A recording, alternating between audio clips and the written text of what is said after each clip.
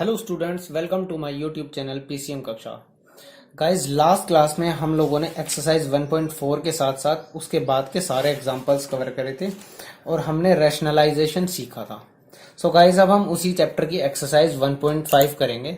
लेकिन उससे पहले मैं आपको एक चीज बोलूंगा, जिन दोस्तों ने अभी तक मेरे चैनल को सब्सक्राइब नहीं करा है वो सबसे पहले जाके मेरे चैनल को सब्सक्राइब करें और बेल आइकन को दबाएं, ताकि जो भी मैं वीडियोज अपलोड करूं वो आप तक पहुंचती रहे। तो एक्सरसाइज 1.5 आज हम स्टार्ट करेंगे। सो देखो, एक्सरसाइज 1.5 का क्वेश्चन नंबर 1 में मेरे को क्या बोला हुआ है, classify the following numbers as rational और इरेशनल। और आपको मैं बहुत अच्छे से ये बता चुका हूं कि रैशनल नंबर मेरे क्या होते हैं और मेरे इरेशनल नंबर क्या होते हैं। अब आपको पता है, जितनी भी अंडर रूट वाली टर्म होती है जिनका कोई कॉमन फैक्टर नहीं होता, वो हमारे सब क्या है, इरेशनल नंबर है। सो देखो, फर्स्ट क्वेश्चन का फर्स्ट पार्ट देखो क्या बोला है, 2 माइनस अंडर रूट 5। और अब मेरे को ये चीज पता है कि अंडर रूट 5 क्या है, मेरा इरेशनल है। और जब मेरा अंडर रूट 5 मेरा इरेशनल है तो 2 माइनस रूट 5 भी मेरा क्या होगा, इरेशनल। तो ये मेरा फर्स्ट पार्ट क्या हो गया, इरेशनल नंबर हो गया मेरा। ऐसे मैं इसका सेकंड पार्ट देखता हूं। सेकंड पार्ट में देखो क्या बोला हुआ है मुझे, 3 plus under root 23 bracket close minus root 23। अब मैं इसको देखो, इसको ब्रैकेट को ओपन कर देता हूं तो 3 प्लस रूट 23 आएगा और माइनस रूट 23 आएगा, और प्लस रूट 23 और माइनस रूट 23 क्या हो गया, मेरे कैंसिल आउट हो गए। सो मेरे पास अब आंसर जो बचा है वो क्या बचा है, 3। और 3 क्या है, आपको पता है क्या है, 3 क्या है, रैशनल नंबर है। तो ये इरेशनल नहीं है, ये क्या है, हमारा रैशनल नंबर है। सो आपको ना अंडर रूट देखते ही रैशनल या इरेशनल नहीं लिखना है, आपको इस चीज पे ध्यान देना है कि एक्चुअली में वो अंडर रूट कभी कैंसिल आउट तो नहीं हो रहे हैं। सो ये क्या हो जाएगी, मेरी रैशनल नंबर है मेरा, ये रैशनल, यानी कि ये जो टर्म थी ये रैशनल ना थी। अब देखो थर्ड पार्ट देखते हैं इसका। थर्ड पार्ट में देखो क्या दिया है मेरे को दिया है 2 under root 7 divided by 7 under root 7। अब ध्यान से देखो, ऊपर और नीचे अंडर रूट 7 है तो ये कैंसिल आउट हो जाएंगे, डिवाइड हो जाएंगे। सो मेरा आंसर क्या आएगा, 2/7।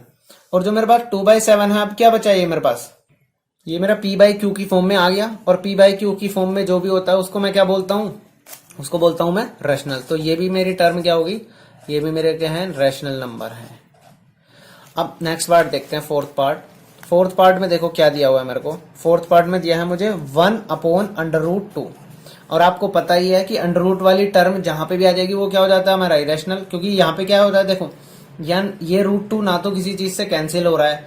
अगर देखो मैंने रैशनलाइज भी कर दिया इसका, सो नीचे वाली टर्म तो 2 हो जाएगी, लेकिन ऊपर अब भी क्या बचेगा, √2 बचेगा। सो ये √2 आने की वजह से ये वाली टर्म हमारी क्या हो जाएगी, इरेशनल हो जाएगी। ये वाली टर्म हमारी क्या हो जाएगी, इरेशनल टर्म हो गई है। अब देखो लास्ट पार्ट, फिफ्थ पार्ट क्या हुआ है। फिफ्थ पार्ट में बोला हुआ है 2π।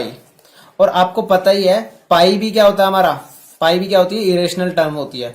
और जब पाई इरेशनल है तो इरेशनल की मल्टीप्लाई 2 से होगी, तो वो भी आंसर क्या आएगा हमारे पास, इरेशनल ही आएगा। तो ये भी वाली टर्म क्या होगी हमारी, इरेशनल हो गई।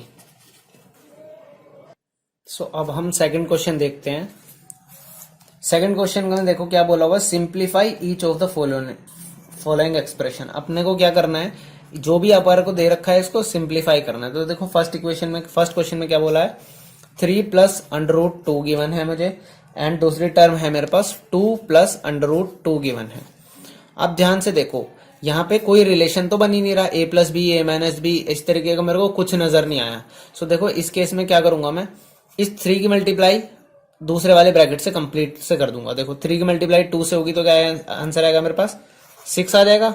देन इसके बाद क्या होगा मेरा, 3 की मल्टीप्लाई मेरी 2 से तो हो गई, 3 की मल्टीप्लाई होगी √2 से, तो मेरे पास क्या आंसर आएगा, 3 अंडर रूट 2 आएगा।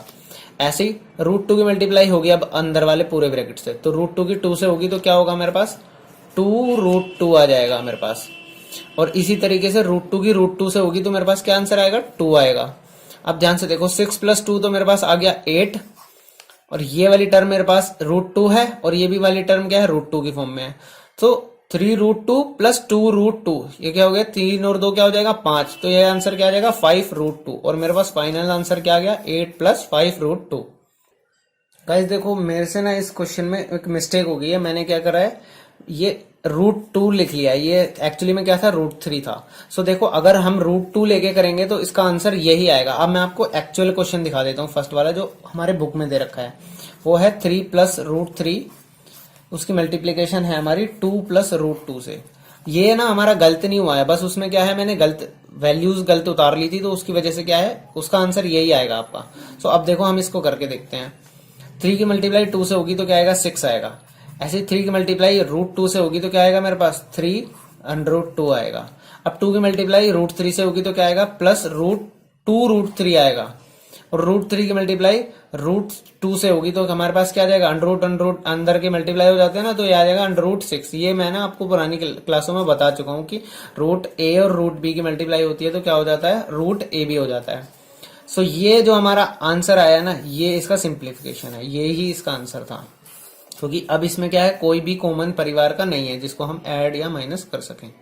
सो ये उसका एनसीईआरटी का बुक का फर्स्ट क्वेश्चन का आंसर हो गया हमारा। अब देखो हम अगले क्वेश्चन की तरफ बढ़ते हैं, इसका सेकंड पार्ट देखते हैं हम। इसके सेकंड पार्ट में देखो क्या बोला हुआ है हमारे को 3 प्लस अंडर रूट 3 दिया हुआ है, और इसके अलावा जो मेरे को सेकंड टर्म दिया है वो है 3 माइनस अंडर रूट 3। अब ध्यान से देखो तो ये तो मेरे पास a plus B and a minus B की फॉर्म में है, और आपको पता ही होगा a plus B a minus B मेरा क्या होता है a plus B a minus B क्या होता है मेरा a square minus B square. It means मैं क्या करूंगा डायरेक्ट इसको 3 स्क्वायर माइनस अंडर रूट 3 का स्क्वायर लिख सकता हूं। अब मैं ब्रैकेट में डाल दूंगा, ये मैंने क्यों किया a plus B a minus B, इसका आंसर क्या होता है मेरा a square minus B square, और वही क्या किया मैंने यूज किया है। सो देखो a मेरा क्या था 3, b मेरा था रूट 3, तो दोनों की मैंने वैल्यूज डाल दी फॉर्मूले के अकॉर्डिंग, तो मेरा आंसर आ जाएगा यहाँ पे 3 का स्क्वायर 9 और रूट 3 का स्क्वायर क्या होता है 3। सो यहाँ से मेरा आंसर क्या आ गया 6 आ गया मेरा आंसर। सो अब इसका हम थर्ड पार्ट देखते हैं। थर्ड पार्ट में देखो मेरे को क्या दे रखा है, थर्ड पार्ट में मुझे दिया है under root 5 plus under root 2 का होल स्क्वायर। अब इसका ना होल स्क्वायर है, अब मेरे को ध्यान से समझना है, जो मैं अलजेब्रा में करता हूं वही मैंने क्या करना है यहाँ पे करना है। देखो a प्लस बी का होल स्क्वायर जैसा दिख रहा है आपको ये, सो आप क्या करोगे a प्लस बी का होल स्क्वायर लगाओगे। आप सबसे पहले फॉर्मूला लिख दो, a प्लस बी का होल स्क्वायर क्या होता है मेरा a square plus B square plus 2ab। उसी को मैं क्या करूंगा यहाँ पे यूज करूंगा। अब देखो अंडर रूट 5 का स्क्वायर आ जाएगा प्लस अंडर रूट 2 का स्क्वायर आ जाएगा plus 2 into under root 5 into under root 2 आ जाएगा। सो यहाँ से देखो रूट 5 का स्क्वायर क्या होगा 5, रूट 2 का स्क्वायर क्या होगा 2 एट 2 इंटू 5 इंटू रूट, ये क्या आ जाएगा रूट 10 आ जाएगा। सो ये आ जाएगा मेरा 2 रूट 10। यहाँ से 5 प्लस 2 सेम फैमिली से बिलोंग करते तो ऐड हो जाएंगे, ये आ जाएगा मेरा 7 प्लस 2 अंडर रूट 10। ये मेरा क्या हो गया फाइनल आंसर हो गया। सो गाइज अब हम इसका फोर्थ पार्ट देखते हैं। अब देखो इसके फोर्थ पार्ट में हमें को क्या दिया है under root 5 minus under root 2 and second है हमारे पास under root 5 plus under root 2। So ध्यान से देखो ये भी मेरे पास किस फॉर्म में है a plus B a minus B की फॉर्म में है। सो मैं इसमें भी क्या फॉर्मूला लगा दूंगा a plus B into A minus B equal to क्या होता है मेरे पास a square minus B square होता है। सो इसको मैं यूज करूंगा डायरेक्ट। सो यहाँ पे मैं क्या लिख सकता हूँ अंडर रूट 5 का स्क्वायर माइनस अंडर रूट 2 का स्क्वायर। तो यहाँ से क्या आएगा ये आ जाएगा 5, ये आ जाएगा -2। सो मेरा आंसर क्या आएगा 3 आ जाएगा इसका आंसर। अब देखो इसका ना हम अगले नेक्स्ट क्वेश्चन पे चलते हैं, थर्ड क्वेश्चन पे। थर्ड क्वेश्चन में देखो क्या बोल रहा है वो, उसमें बोला है कि recall pi is defined as the ratio of the circumference C of a circle to the diameter D. मतलब क्या है पाई जो होता है ना, पाई होता है हमारा जो सर्कमफ्रेंस की वैल्यू होती है ना सर्कल की, वो डिवाइडेड बाय होता है हमारा डायमीटर की लेंथ। सो ये चीज ना पाई की वैल्यू होती है, ठीक है। इसके बाद बोला this seems to contradict that a fact pi is irrational. और मैंने आपको बताया कि पाई हमारा क्या होता है इरेशनल टर्म भी होती है। बट अगर हम ये सर्कमफ्रेंस की लेंथ है और ये डायमीटर की लेंथ है, उसके अकॉर्डिंग देखा जाए तो ये क्या है रैशनल हो रहा है। सो ये क्या हो गया कॉन्ट्राडिक्शन हो गया। अब देखो ऐसा कुछ नहीं है, इसमें कोई कॉन्ट्राडिक्शन नहीं है। सो मैं इसका आंसर देखो आपको लिख रहा हूं और फिर मैं समझाता हूं। देयर इज नो कॉन्ट्राडिक्शन, इसके अंदर कोई कॉन्ट्राडिक्शन है ही नहीं। उसका रीजन क्या है, बिकॉज व्हेन वी मेजर हम जब किसी चीज का मेजरमेंट लेते हैं, when we measure a length or with a scale. अब हम क्या कर रहे हैं स्केल से किसी चीज का मेजरमेंट करते हैं या फिर किसी अदर डिवाइस से, और एनी अदर डिवाइस, हम किसी और डिवाइस से भी किसी चीज का मेजरमेंट लेते हैं। सो यू गेट, जो हम वैल्यू लेते हैं, जो हमारे को वैल्यू मिलती है, you get an appropriate value. Appropriate यानी कि क्या होती है, वो एग्जैक्ट वैल्यू नहीं आती है, एप्रोप्रिएट रैशनल वैल्यू आ जाती है हमारे पास। क्या आती है हमारे पास? एप्रोप्रिएट रैशनल वैल्यू आती है। So you may not realise the either C और डी इज इरेशनल। अब देखो मैं स्टेटमेंट को रिपीट करूंगा और उसके बाद मैं आपको समझाऊंगा। There is no contradiction because when we measure a length with a scale or with any other device you get an appropriate rational value, so you may not realize that the either C or D is irrational। इसका कहने का मतलब क्या है कि देखो इसमें कोई कॉन्ट्राडिक्शन है ही नहीं, क्योंकि जब हम स्केल से मेजर करते हैं, अब लेट सपोज कोई एक पॉइंट हमने मेजर किया जिसकी वैल्यू 5.6 ले ली हमने, और वो हमने देखा था स्केल के अंदर क्या आ रहा था, 5.6 से थोड़ी सी बड़ी वैल्यू थी और 5.7 से थोड़ी सी कम वैल्यू थी। अब हमारे को एग्जैक्टली ये नहीं पता कि वो जो बीच में लाई कर रहा है वो एक्चुअली में इरेशनल वैल्यू लाई कर रही है या फिर रैशनल वैल्यू। सो इसमें कोई कॉन्ट्राडिक्शन तो बचा ही नहीं है। सो इसलिए हम क्या करेंगे, इसमें कोई कॉन्ट्राडिक्शन नहीं है, पाई क्या है हमारा, इरेशनल ही है। अब देखो इसका जो फोर्थ क्वेश्चन है, ये मैं आपको लास्ट वीडियो में भी करा चुका हूं, लेकिन मैं इसको दोबारा से करा देता हूं। मैं आपको शॉर्ट में बता देता हूं। मैंने लास्ट वीडियो में बहुत अच्छे से इस चीज को क्लियर कराया, पूरा क्वेश्चन करके दिखाया था आपको। अब देखो आपको क्या करना है, अंडररूट 9.3 को ना नंबर लाइन पे शो करना है। मैंने आपको इसको ऐसे इस टाइप के क्वेश्चन के लिए क्या बनाया था कि सबसे पहले ना आपने एक लाइन खींच दे दी है, लाइन सेगमेंट खींचना है जिसकी वैल्यू 9.3 होगी। यहां से यहां तक क्या हो गया मेरा, 9.3 हो गया। उसके बाद हमने क्या करना है, 1 सेंटीमीटर को आगे एक्सटेंड कर देना था। ये करने के बाद हमने क्या करा था, इस लाइन का परपेंडिकुलर बाइसेक्टर किया था। ये मैंने आपको ऐसे ही करके दिखा दिया, बट ऐसा नहीं होता है। आप क्या करोगे, जब आपके पास वो होगा ना कंपास, तो आप उसको कंपास को हाफ से ज्यादा खोलोगे, हाफ से ज्यादा खोल के क्या करोगे, ऊपर और नीचे आर्क लगाओगे और ऐसा ही इस तरफ से करोगे सेम खोल के। सो अब जब इन दोनों को ज्वाइन करोगे तो आपके पास क्या आ जाएगा, ये पॉइंट, ये पॉइंट आ जाएगा आपको इस लाइन का सेंटर। इस लाइन के सेंटर से आप करके क्या बनाओगे, सेमी सर्कल ड्रॉ कर दोगे। और जब ये सेमी सर्कल ड्रॉ हो जाएगा आपका, तो आप जिस पॉइंट पे 9.3 वैल्यू थी, लेट सपोज इनके नामकरण कर देते हैं। ये सेंटर था मेरा ए है, ये मेरा पॉइंट ए था, ये मेरा पॉइंट बी था, ये मेरा पॉइंट सी आ गया। सो ए पे मैं क्या करता हूँ, 90 डिग्री एंगल बनाता हूँ। 90 डिग्री एंगल बनाना आपको सभी को आता है। 90 डिग्री एंगल बना के हम क्या करेंगे, ऊपर एलिवेट कर देंगे और इस पॉइंट को लेट सपोज मैंने ई नेम दे दिया। सो जो मेरी ये जो आप देखो क्या है, मैंने OE को ज्वाइन कर देना है, OE को ज्वाइन कर देना है। अब जो मेरी देखो ये जो वैल्यू होगी ना मेरी, ये मेरी वैल्यू होगी अंडररूट 9.3 की।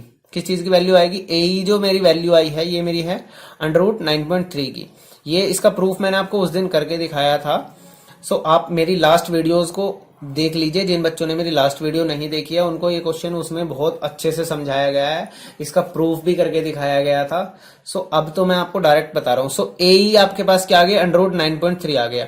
और अंडररूट 9.3 का आप आर्क खोल करके इस तरीके से जब आर्क लगाएंगे तो आपके पास नंबर लाइन पे एक पॉइंट आ जाएगा। नंबर लाइन पे पॉइंट लेट सपोज P आ गया, तो जो ये AP डिस्टेंस आया है आपका, ये आपका होगा अंडररूट 9.3। ये क्वेश्चन मैंने यहाँ पे बहुत शॉर्ट में समझाया है, बट आप मेरी लास्ट वीडियो देखिए, उसमें मैंने इसको पूरा क्लियर कर रखा है, एक एक स्टेप खोल के आपको समझा रखा है। सो गाइज अब हम इसके लास्ट क्वेश्चन की तरफ मूव करते हैं। फिफ्थ क्वेश्चन का देखो, फिफ्थ क्वेश्चन में आपको क्या करना है, आपको रेशनलाइज करना है, रेशनलाइज द डिनोमिनेटर्स। मैंने आपको बताया था डिनोमिनेटर में आपको अंडररूट में कोई भी टर्म नहीं छोड़नी होती।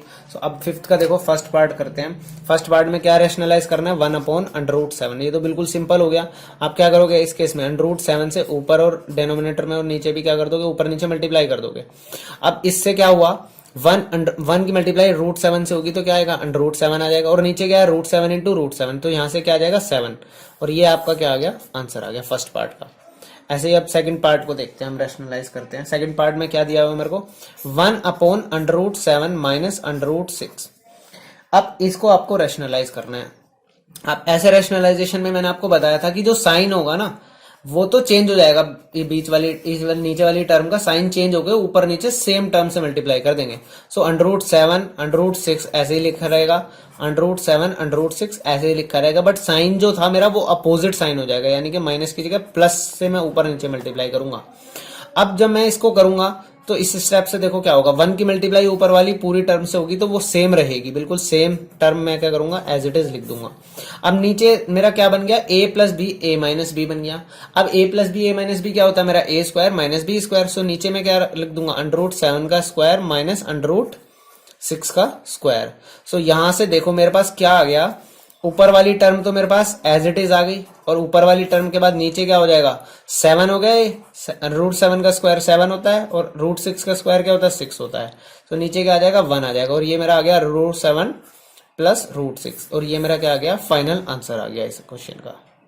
सो गाइज अब हम इसका थर्ड पार्ट को देखते हैं। थर्ड पार्ट में भी क्या करना है, देखो हमारे को क्या दिया हुआ है, 1/√5 प्लस √2।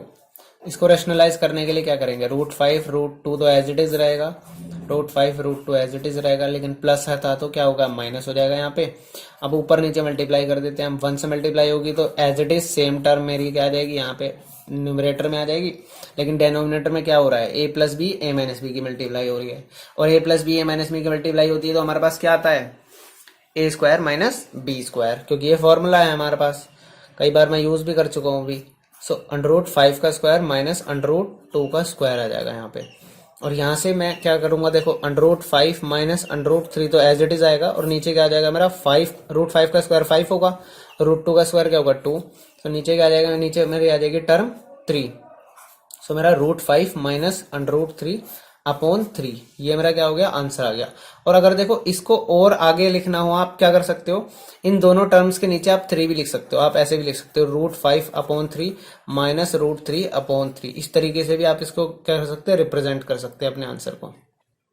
सॉरी देखो ये ना √2 था, इसको यहाँ पे 2 कर देना, और यहाँ पे भी क्या हो जाएगा, √2 हो जाएगा, और यहाँ पे भी क्या हो जाएगा, √2 हो जाएगा। तो हमारी जो आंसर आएगा √5 माइनस √2/3, ऐसे ही हो जाएगा √5/3 माइनस √2/3। इस तरीके से आप इसको रिप्रेजेंट कर सकते हो, वो बस लिखने में गलती हो गई थी।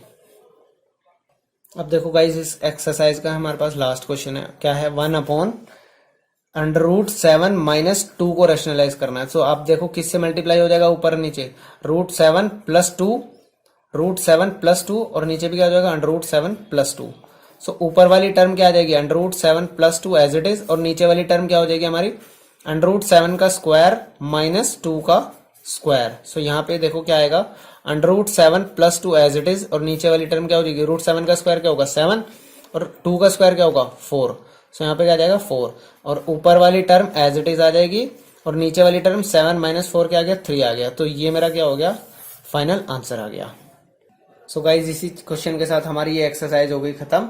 अब नेक्स्ट एक्सरसाइज में हम लॉज ऑफ एक्सपोनेंट्स पढ़ेंगे, और नेक्स्ट क्लास में हम लॉज ऑफ एक्सपोनेंट्स करेंगे, और उससे रिलेटेड वो अपनी जो लास्ट एक्सरसाइज है 1.6 वो भी कवर कर लेंगे।